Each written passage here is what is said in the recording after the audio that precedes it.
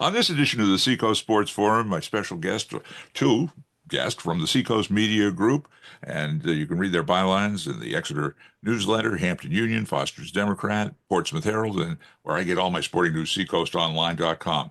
We've got both Jay Pinsonnault and Brandon Brown with us this time. Gentlemen, welcome aboard. The weather has cooperated, and the baseball season has really taken off. And, well, you were right, Jay, especially for the Exeter Blue Hawks. They're in the thick of things for Division One. So tell me about it.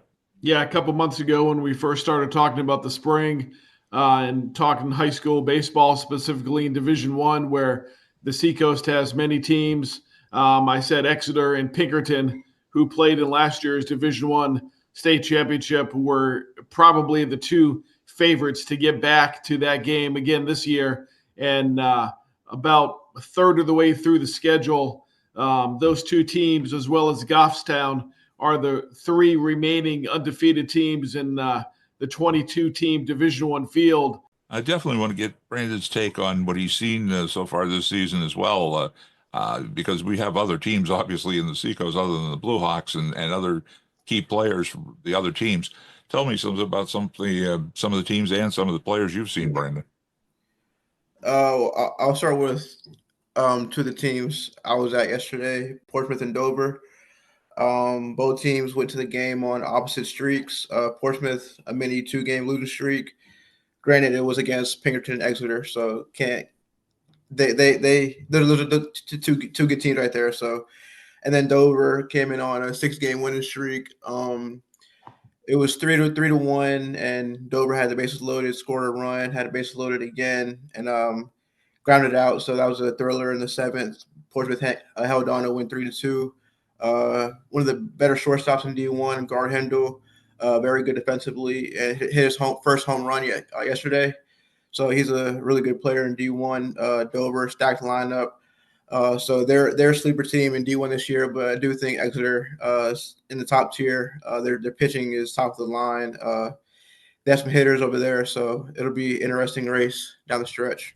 Yeah, I was going to say, Jay and Brandon, the pitching is obviously a big factor, and especially if the hitting starts to dwindle a bit, guys are going to get tired, especially if the schedule doesn't get any delays. I mean, it works both ways. If Mother Nature throws the schedule off, you have to double up games. That hurts. But on the other hand, the coaches have to have everything in order just in case. Right. Yeah, I think you could argue that Exeter has the best 1-2 tandem in Division One, and if not the best, they're definitely in the conversation. And those two being Cam Panicki and Hayden Schmoller. Panicki pitched against Portsmouth on Tuesday and took a lead. I believe it was a 3-0 lead going into the seventh inning. And Brandon saw that game. Brandon, how did Panicki look in that game in your eyes? Yeah, he looked good, and actually both pitchers in that game, starting pitchers, Portsmouth, Joe Zingarello. The first 5 innings were done in like an hour. It was a pitcher's duel, and then the bats woke up in later innings, and Exeter put it out. So he looked good. Yeah, and Panicki's going to Brown University next year. Schmoller's going to the University of Maine, and when you have two Division I college pitchers headline a starting rotation like Exeter, I think once the playoffs come, Exeter with those two pitchers are definitely going to be a tough out. But you need more than two pitchers, Sherm, right? So I think they have Exeter has a junior, Ethan Battles. He got the win yesterday against Timberlane. You got Jack Devers, who's going to be going to St. Anselm next year, Division II program, and they get some other ones. So you definitely need more than two to get through the Division I tournament, but I don't think you can have a better two than Panicki and Schmoller to lead things off.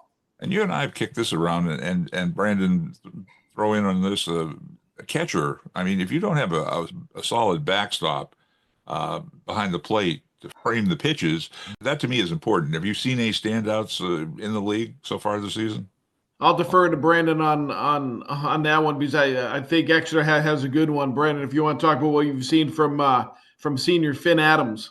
Yeah, he's a good catcher right there. Not many balls get past him. I think he works well with both Cam, Hayden, and even Ethan, whoever's on the mound that day. So I think he's a very solid and productive catcher for the Blue Hawks. And you got to have somebody that has an arm to keep that. If a guy is on first, to keep him, going dancing around the base path. So, from what you've seen, he has a good arm. Correct. Yeah, correct. Yeah, and he's going to. I believe he's scheduled to go to Endicott next year. Endicott's consistently been a top 10 Division III program in the country. And Sherman, it really kills me that I am now giving all this love to the Blue Hawks because it hurts, but it hurts, but it's legit. It's legit though. They definitely deserve it, and they're playing well, and I fully expect them to be there at the end of the year. And I'm just not saying that because Bruce Joyce is my neighbor here in Hampton. So, well, we still have the rivalry game to come. That's next Friday. Yeah, we got that coming up. So, I mean, it boils down to you're playing for pride, but also the Blue Hawks trying to keep a streak alive, hopefully, and the Warriors trying to kind of upset the cart. Yeah. So, this could be and tell us about that Warrior team. Yeah, they're young. They at any given game you're going to see up to 4 or 5 sophomores in the starting lineup, and occasionally you're going to see a freshman out there. They got back to 500 with a 14-1 win against Manchester Central West, who has struggled this year so far.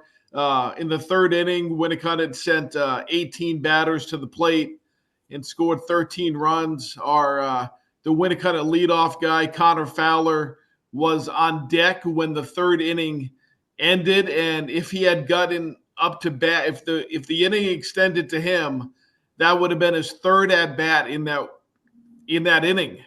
So the Warriors are young, but they're getting a lot of experience, and I know Coach Aboud and his team is getting ready for next Friday's game at Exeter.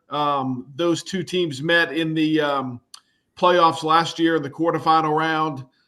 Camp Panicki won that game, and I know Coach Aboud at Winnicott is very thankful that Camp Panicki is a senior, and he will never have to face him again after this year, because it seems like every time Winnicott plays Exeter, Camp Panicki's on the mound, and Camp Panicki just delivers what he does to everybody. So Aboud is very thankful that Cam's a senior. So, well, I was going to say this year, the Exeter Blue Hawks have had it in their favor that the key games that they've against the key teams, especially the Seacoast teams, Portsmouth and also Winnicott are home games for the Blue Hawks this year. And then they had other key games coming up: Trinity and Pinkerton and Girton. Those are 3 other games that'll be at home. The one on the road will be Goffstown, if Goffstown keeps rolling along. Goffstown's solid. They beat a very good Londonderry team. They beat them 19-7. So Londonderry's a good team, and Goffstown beat them by 12. So that's a very good squad over there with the Grizzlies. And another team, it's the next to last game, it'll be on the road for the Blue Hawks. And it's a team I consider another natural rival, the Dover Green Wave. And it's a team, like you just said, Brandon, when they played Portsmouth, I mean, they're a tough team. Yeah, they are. And they don't give a lot of bats away either. Yesterday, the game I was at, first time I saw them this season, but there's a lot of 5, 6, 7 pitch at bats. So they make you battle out there. And yeah, they're a good team. Good team for sure. I don't want to jinx any teams by talking too much about streaks or anything like that. So what I did want to ask you about, Brandon, I know you've covered, and I'm doing the public address announcing for lacrosse this season for the Blue Hawks. You did an article at the beginning of the season focusing on some of the key players here in the Seacoast. I don't want to put you on the spot, but just some of those names that you can think of the folks should be keeping an eye on. I'll start with the reigning D1 champs, Portsmouth girls lacrosse, very stacked roster, led by Morgan Runke, who I think is going to Loyola, Maryland, I believe so. They have 2 sophomore twins, Reagan and Emery Lawton, Ginger, Vincent Guerra. I can go all day naming names over there. Very stacked team. Also, Exeter, they have some names over there. I know they have a freshman, I believe, Riley Benavides. Sorry if I say it wrong, but she'll be a force for years for the Blue Hawks. St. Thomas, they're filled with milestone players who have reached triple digits. Charlotte Detola is one of them, one of the key players. A lot of good names over there on the girls' side for sure. Boys' side, also Portsmouth, very stacked. I can go all day naming names over there. Riley Collins, who will take a big role this year. So many names, so many names. One thing about the differences between the boys and girls lacrosse, I don't know, does either game appeal to you more than the other, or are you in sync with both? I mean, it took me a while to adjust. I know we've talked to Jim Tufts about the officiating; it's different, and obviously equipment, speed of some parts of the game are sped up because of the equipment for the guys. What's your take on it? I honestly don't really see that big of a difference, personally. I do think some of the areas are sped up, but I do think it's both very competitive on each side, both quality games and quality teams. So I really don't see too big of a difference in terms of gameplay. And I was going to say the teams you've been watching so far, the games you've been at, any particular game stand out? Let me see. I hate to go back to Portsmouth again, but both those teams. I was at Portsmouth girls lacrosse last Friday. They beat Dover. I think it was 16-3, if I remember correctly. And then the boys team, I was there 2 weeks ago. And they also beat St. Thomas, a good team in D2 recently. So those teams they're the teams to beat over there in lacrosse, I believe. Portsmouth. Yeah, it's a sport I know I'm adapting to. I mean, I hadn't done it prior to a couple of seasons ago. I started with it, and it actually is an exciting sport. If people like hockey, it's got a lot of elements to that, especially the guys' version of it. And as far as the scoring goes, I mean, we've got both teams. I don't know the Blue Hawks that both the guys and the gals. They know how to put the ball in the net. I want to say the puck in the net. Wrong. Yeah, they do. They do. I know there's a player for St. Thomas last week, Jackson Estes, who had 12 goals himself, along with 3 assists. So Yeah, there's a lot of top-notch players in the Seacoast. There are top-notch players. You're absolutely right. Just one more thing on girls lacrosse, and especially over there at Exeter. There's been a lot of milestones this year with girls and boys reaching like 100 career goals or 100 career points. And yesterday in their win over Bedford, Exeter had a girl, a junior, Haley O'Kane. She reached the 200 point scoring plateau. She had 2 goals in Exeter's 14-10 win.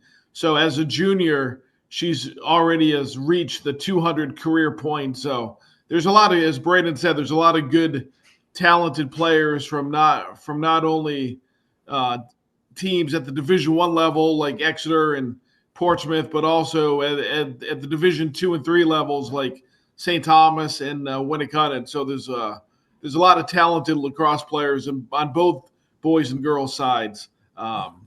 Sure.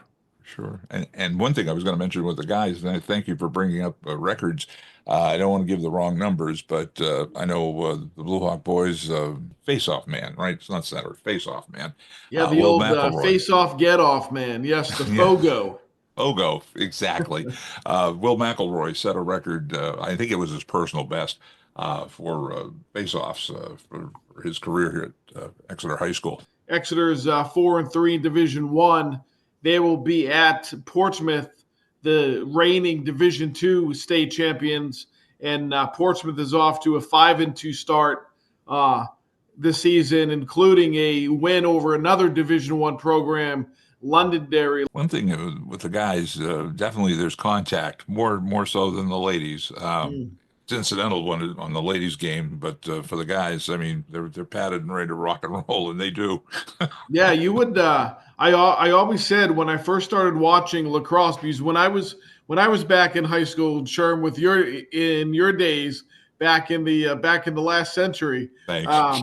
we didn't have lacrosse, so it's a very physical game. It's almost as physical as football, as hockey, and with lacrosse, you don't have the protection like you do in football, and those kids can hit out there, and those kids yeah. fly their bodies around, and Oh yeah. that's a very physical game. And the thing that I really respect is the goalie, is the lacrosse goalie, because they're just out there with shorts on, with just some like shin pads, and they got these balls flying at them at a high rate of speed, and you gotta be brave to be in the lacrosse goal, the boys or girls. Those are not Nerf balls they're shooting at them. Those are No, solid rubber balls, yeah. and they hurt. I told you the story the last time. Brandon didn't catch it. Back in the 60s when I was at Exeter High School, thank you for bringing up, I'm a caveman. The Academy, Phillips Exeter Academy, had some old lacrosse equipment. They didn't know what to do with it, so they offered it to Exeter High School. And Dick Eustace was the physical education guy then. So he said, sure, I'll take it. And he had played lacrosse. And so he had us out there for phys ed playing lacrosse, and no other equipment, the protection equipment, just the sticks, the ball, and everybody saying, and I was the freshman in the class, let's get this guy. Yeah. And that Oh ended man. that ended your lacrosse career, probably, right? Yeah. But now it's all high-tech equipment, the helmets, the whole schmear, you know. Yeah. In those days, it was back to the way the Indians originally developed the game, you know. Yeah. Just the wicket and the ball. That's it, and then the goal. So, do you guys have anything, like you say, coming up on Seacoast Online or one of the papers featuring any of the teams or any one individual? Nothing in the works right now. We did have a story drop this morning. It's kind of out of it's the elder ends of the Seacoast, up at York High School. I know we don't talk about York much here on this podcast, but we'll stick with lacrosse. There's a 3-generation family that is involved in York girls lacrosse this year. You got Phil Rowley, who's a longtime York hockey coach, boys hockey coach. Then he was assistant girls hockey. I'm sorry, assistant girls lacrosse coach. So he was the head coach for York up until a couple years ago. He retired. I think he's 80 now. His daughter is now the head coach. Her name's Jessie Kohler. So Jessie Kohler's the head coach. Her dad, Phil Rowley, is the assistant coach, and Jessie's daughter, Abigail, is a star freshman player on the team. So we had a story dropped written by Terrell Covey, another one of our longtime part-timers here at Seacoast Media Group. He did a story on the 3-generation family over at York High School. So I guess the only other things we're working on is just we're going to start working on the Midseason Surprise Players of the Year, which is for boys lacrosse, girls lacrosse, softball, baseball. So reach out to the coaches in the Seacoast area, which is 14 high schools right now, and just be in touch with them and see who's really performed at a better rate than they would have thought going into the season. So we like to do this right around as we approach the halfway point of the season, just talk to all the coaches and see who are some of the kids who have really surprised with their talent so far this year. And Brandon, when you do that, when you approach all these different coaches, I mean, I know they're busy, they got things going on, both on the field or in their personal lives, whatever. But how is it? What's your technique of getting the best out of them, out of the coaches? Well, first of all, thank you to all the coaches that we work with. They're all wonderful and great and respectful. So thank you to all of them. But yeah, I think the biggest thing is just, like you said, like realizing they have lives too. So that's why we try to start them early. So to give them time to not like make them feel like they have to do it today or tomorrow, give them time to get the information there, and also just give them a chance to highlight more players. Like for example, we know all the star players for each team, but it's also fun and also a good idea to get the rising players and players who have stepped up and might not get their names in the paper every day to get their names in the paper for a bigger edition in the midseason. So it also gives us a chance to, for example, the Seacoast standout thing we're doing this year. We started the spring, so each day we pick a player who had a really good performance the night before, and it gives us a chance to learn more players and get their names out there. So I'll give a little spoiler for today. Today's winner is again a track player from Marshwood, Cullen Sincere, who won 2 events in Marshwood's second place finish. So it's we don't cover track as much as I guess baseball and lacrosse, but it's a way to get those names out there and highlight those performances. So I think it's always fun getting at coaches, and they enjoy it too. They love highlighting their players in the paper. I know some of the sports like tennis and as you just mentioned, track and field, it's people think we're giving them short shrift. It's sometimes it's just the communication, and you're right, tracking people down and the way the events are scheduled. Track and field is kind of a different type of a schedule too. I've noticed over the years. But as a matter of fact, we'll bring a couple of things up towards the end of the program. But I want to shift to the national scene. Both of you guys, your take on what happened with the NFL draft, in particular with the Patriots. Brandon, start it off for me. Well, it's kind of hard to be. Brandon loves the Patriots. Fair with the Patriots because I'm a Falcons fan, and so they're part of the worst side of my life. But I think drafting the offensive tackle is good for a young quarterback. It just gives him more protection. They have some good weapons out there. I like Jalen Polk, who they got last year in the draft, a receiver. So I guess I could say things are looking good over there in New England. Let's talk about the Falcons just for a second. Their draft picks? What did you think about what they did? I loved it. I was surprised Jalen Walker fell past Carolina's pick, but once he did, I knew he was ours. And then trading back in the later end of the first to get James Pierce to address the edge rush again in this first round. 2 great picks, in my opinion. We went all defense. So hopefully it's a good year. Hopefully it's a good year. And Jay, back to the Pats. What do you think? They've got some studs in that lineup now or duds? I think they have the potential. I have a lot more faith in Mike Vrabel and his staff going into this draft than last year's draft. All the so-called NFL experts rated the Patriots as having one of the best drafts this year. They really did need to address the left tackle position. I think they got he may not fit the ideal body of a prototypical left tackle, but the Patriots addressed that need and picked the best player at that position for this draft. He was the best available. So I think Will Campbell was the right choice at number 4. I really liked the running back they got in the second round, Travion Henderson, a third down back out of Ohio State. I think he's going to do very well in the pro game and fit that third down back that the Patriots have had before with Kevin Falk, Shane Vereen, James White. I think he could be the next line of those very productive third down backs. And they drafted a receiver out of, I believe, Washington State, Kyle Williams, who people are high on. And I think overall the Patriots have themselves a good draft, and they are I think they're heading in the right direction, and they may contend for a playoff position this year. Who knows? But I think they're in better shape than the Jets and the Dolphins. I think the Dolphins are going back. I think the Jets are going to be where the Jets remain in the bottom for the last 25 years. Mm-hmm. And the Portsmouth AD is a big Jet fan. That's Tom Kozakowski. He's a big Jet fan, and anytime I can send him a Jets related text, I feel the need to do that.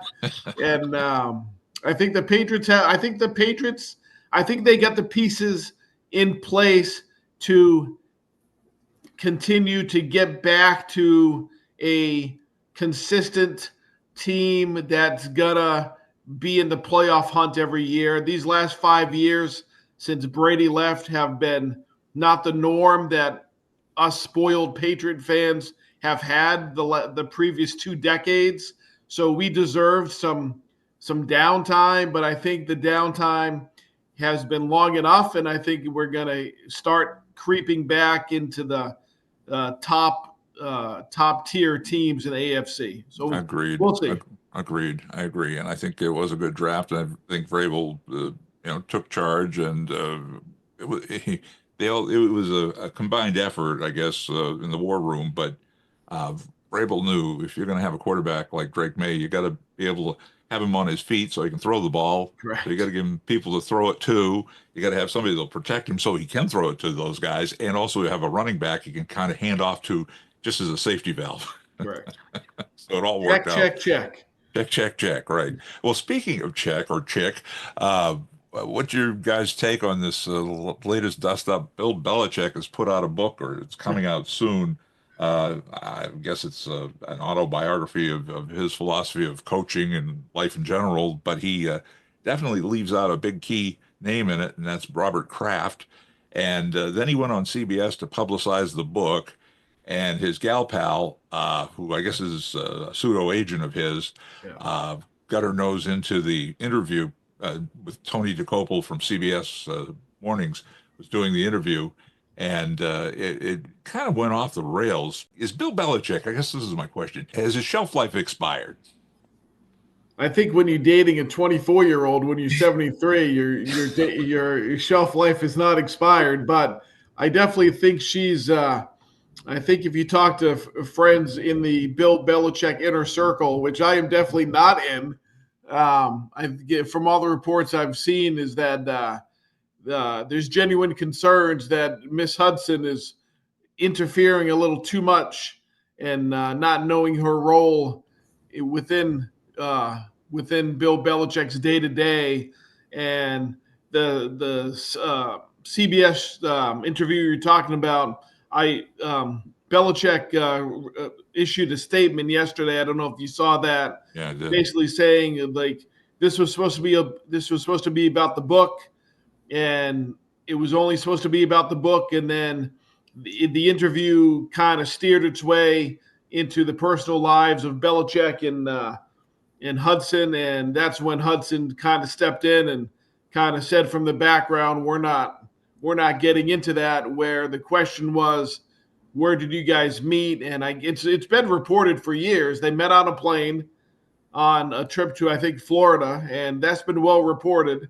But the Belichick and Hudson didn't like the way the interview was going, where it was supposed to be all about the book. It was prearranged. It was all going to be about the book, and then they started to go off tangent there. And then I think that's when Belichick and Hudson got annoyed and kind of stepped in a little bit. Is she his agent, girlfriend? What is she? And is she there for the long haul? I don't know, Brandon. What do you think about that? I'm surprised. I didn't think after he left the Patriots he would. I thought if he came back to coach, it would be strictly NFL. And then even North Carolina's not a premier college football team, so I'm kind of shocked he's even at North Carolina, but it might be a stepping stone to get back to the NFL. Or I don't know what he's doing. Honestly, I know him as someone who didn't talk much and wore those sleeveless hoodies, whatever you want to call them, in his closet. So anytime I see him, it's kind of surprising that it's not how I grew up seeing him, I guess is the best way to say it. Yeah, I think maybe you dodged a bullet by not having him as the coach of the Atlanta Falcons. I don't know. It seems like something was there. There's a point, I guess, where, again, I use the term shelf life, but I mean, he's always going to be a successful coach. I mean, his philosophies seem to work. Maybe they won't now in college level. We'll see how that trend, how that goes. Not to be a skeptic here, Sherm, but yes, he has a lot of wins, but as many people have pointed out, what's his record without Tom Brady in his career? If you take Tom Brady away, I believe he's under 500. So yes, he's a great coach, but I think a lot of his success came because he had the greatest quarterback of all time. So. And I just want to cap it off. If he didn't want to talk about his relationship with this lady, she shouldn't have been in the room. And I mean, Yes. Tony DeCopel wasn't going after anything in particular. He was just throwing a question out there. Yeah. Let's go on to baseball, and then we'll wrap it up with basketball. Let's do baseball. Jay, are you and Brandon, what's happening in Major League Baseball right now? Are you happy with it, Jay, with the Red Sox? Yeah, I think the Red Sox are. I think the Red Sox probably had their worst loss of the season at Toronto. They were up 6-0 in the 6th inning, rolling along. Lucas Giolito, his first start looked good. Gave up a couple home runs there in the 6th inning. He leaves with a 6-3 lead. Garrett Whitlock comes into the 7th inning, gets 2 outs, and then gives up a game-tying 3-run homer. So all of a sudden it's 6-6. And then the Sox bats couldn't continue, and they end up losing in 10 innings. It's been a good start to the season. There's been some ups and downs, but I think they're finally getting their pitching back with Giolito looked good. Brian Bayo's looked good in his 2 starts. Whitlock has been good out of the pen. Crochet has been Crochet. Walker Buehler's been pitching well his last 3 or 4 starts. I think the only hiccup right now has been Tanner Houck, who has really struggled in his starts this year. First inning really hurting him. After the first inning, he's been fine, but he's been giving up multiple runs in the first inning. So I think overall the Red Sox are off to a decent start. Definitely rooms to improve. But I think they're playing well, and I think they'll contend for a playoff spot. And Brandon, now, are you an Atlanta Braves fan, or are you which baseball team do you favor? Don't ask this one, Sherm. You won't like it. Yeah. I can't answer that question, but I will say the best player in the league plays for the Yankees.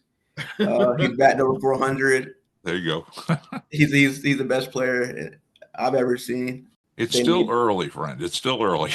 Yeah.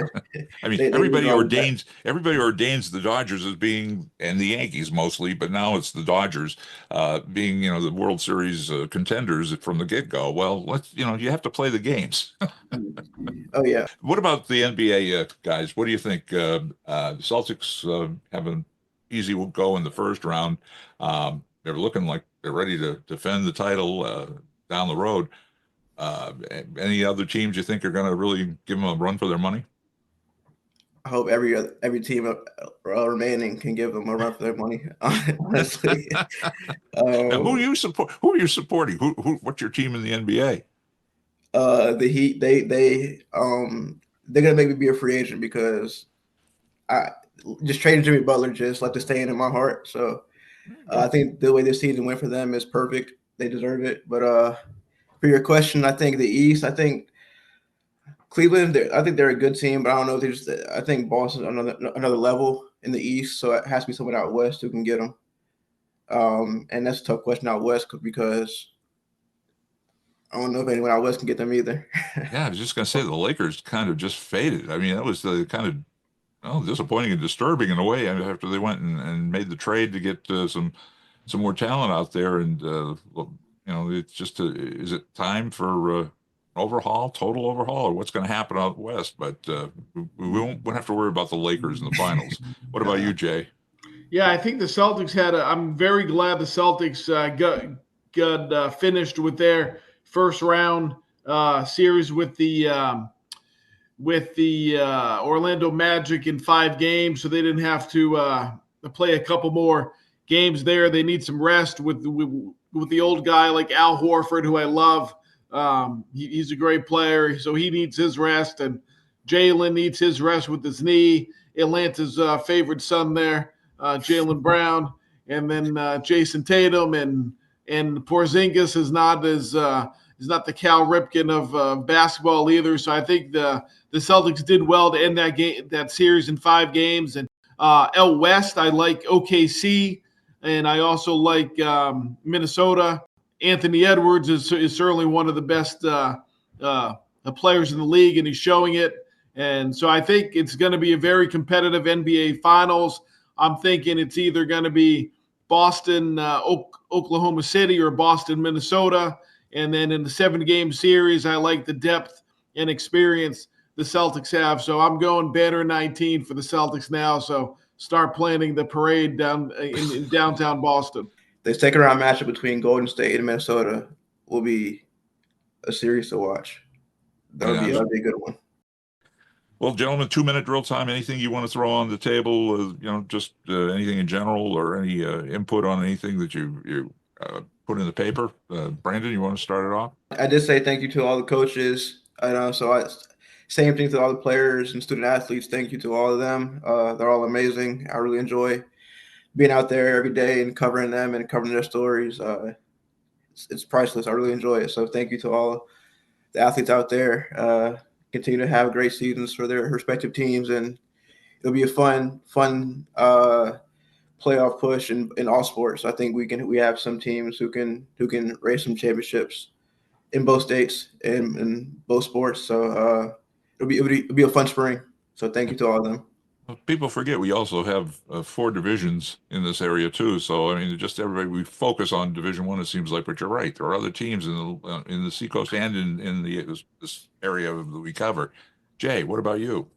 Yeah, sure. To echo what Brandon just said about all the great coaches and student athletes we have, and there's a lot of great high school teams out there. A lot of great coaches who put in the time and effort with these kids. And what I really want parents to do is, like, I'm often at games where parents need to know their role and not be so, like, oftentimes I just see parents crossing the line with players and of not only their own kids but opposing teams, heckling kids against on the other team, and just parents just enjoy these time with your kids. Right.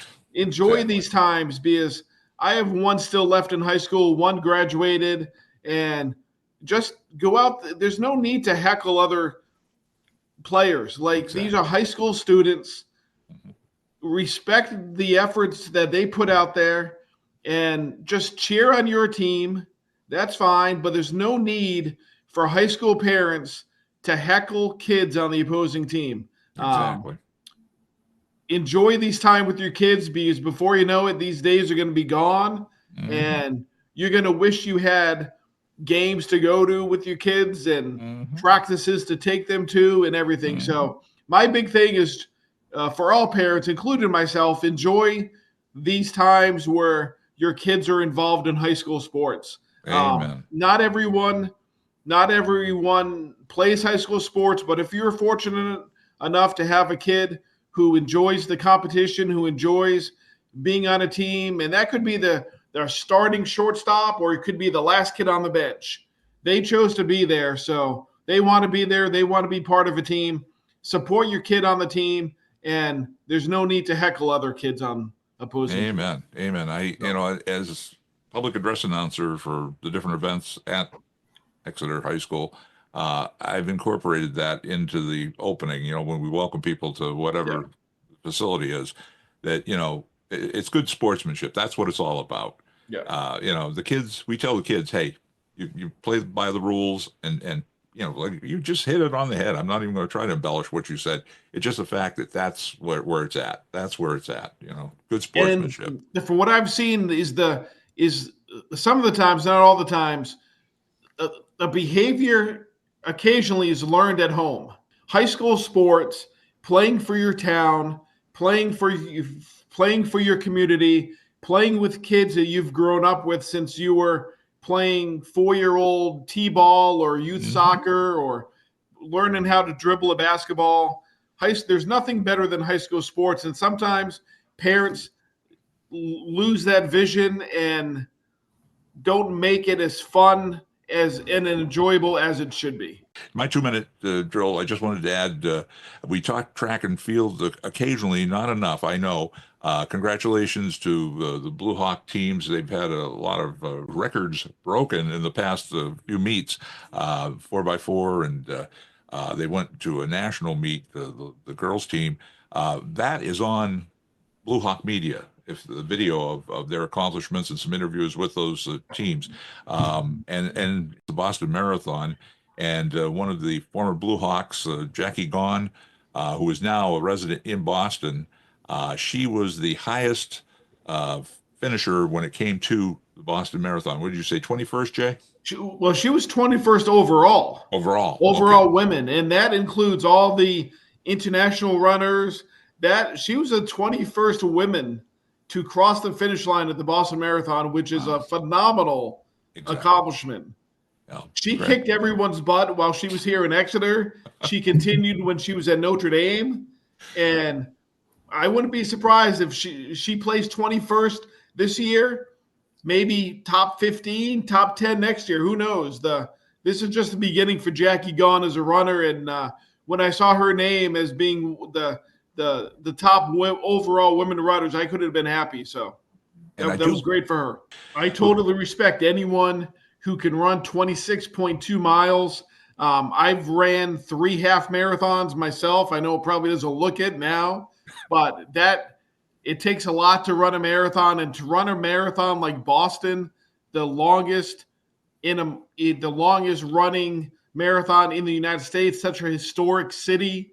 I give props to everyone, and I can only imagine what it feels to take the left on a Boylston Street off Hereford and just see the finish line 300 yards down the road, and knowing that you accomplished what so few have done, and crossing the finish line at the Boston Marathon is very, very cool experience. Thanks again to Jay Pinsonnault and Brandon Brown from the Seacoast Media Group. Catch their bylines on Exeter Newsletter, Hampton Union, Foster's Democrat, Portsmouth Herald, and where I get all my sporting news, seacoastonline.com. If you're enjoying the program, please pass the word. We're on all the major podcast platforms. So on behalf of Jay and Brandon, this is Sherm Chester inviting you to join us for the next edition of the Seacoast Sports Forum podcast.